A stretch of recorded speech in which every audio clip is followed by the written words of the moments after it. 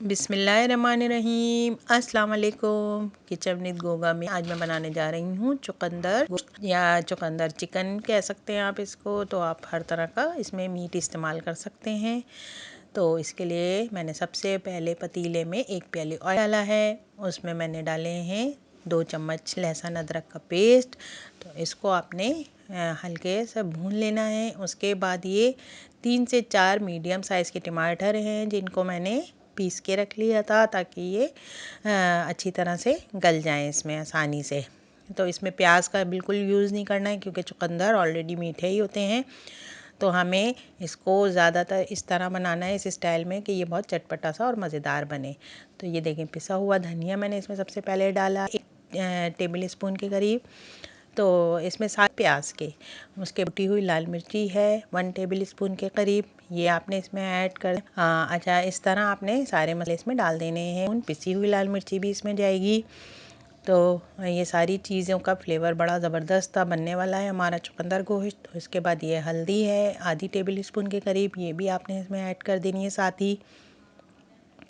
अच्छा, इस तरह से जब हमने पहले टमाटर डाल दिए थे तो सारे मसाले जलेंगे नहीं, आप इस तरह आहिस्ता आहिस्ता डालती चली जाएं। उसके बाद ये नमक है टेबल स्पून के करीब, इसमें सॉल्ट जाएगा। अच्छा, चुकंदर गोश्त में नमक आम सालनों से ज़्यादा यूज़ होता है क्योंकि चुकंदर मीठे होते हैं। उसके बाद ये साबुत गरम मसाले में मैंने कलमी का एक मीडियम से साइज़ का पीस ले लिया है, कलमी का टुकड़ा डाल दिया है इधर, ये भी जाएगा।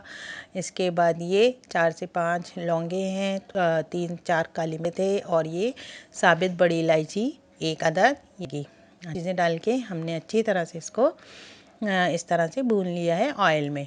तो ये देखें कितना अच्छा सा इसका कलर आ गया है और बहुत अच्छा सा इसका टेस्ट भी आया है और बहुत ही मज़ेदार सा ये चुकंदर गोश्त बनता है क्योंकि ये सीज़न है सर्दियों का, तो चुकंदर बहुत अच्छे आए हैं।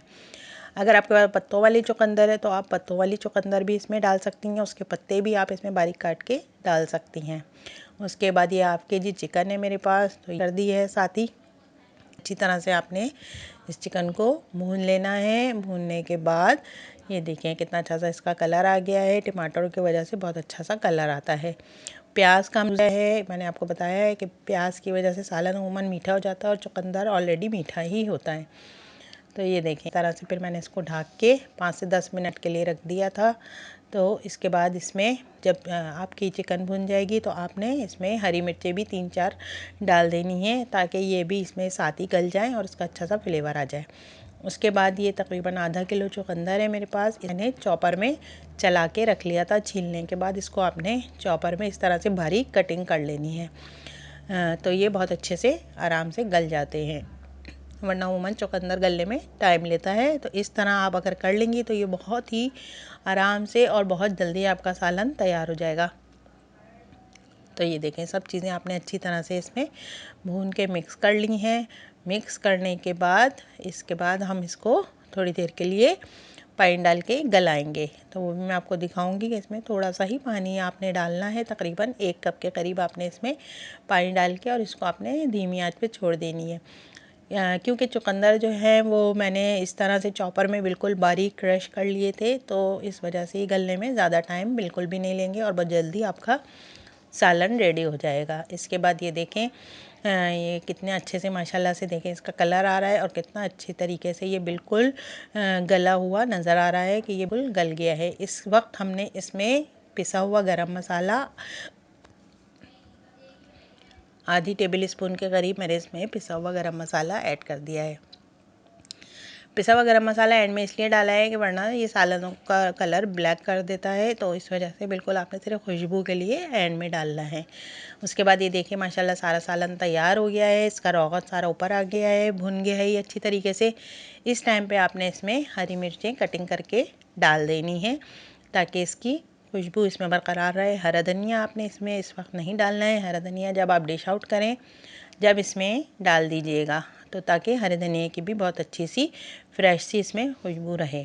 ये देखिए माशाल्लाह से कितना अच्छा सा हमारा सालन का कलर आ गया है, सारा इसमें जो ऑयल था ये सारा ऊपर आ गया है, गल के तैयार हो गई है चिकन भी चुकंदर भी साथ ही।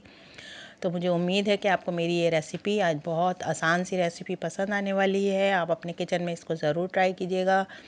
और मुझे दुआओं में आपने याद रखना है। अच्छा, एंड में आपने ये करना है कि जब ये बिल्कुल तैयार हो जाएगा तो इसमें आपने थोड़ा सा गरम मसाला ऊपर से और ऐड करके और आपने इसका चूल्हा बंद कर देना है, ढक के रख देना है। तो ये देखें माशाल्लाह से तैयार होकर ये हमारे पास आ गया है। इसके साथ मैंने मटर राइस बनाए थे।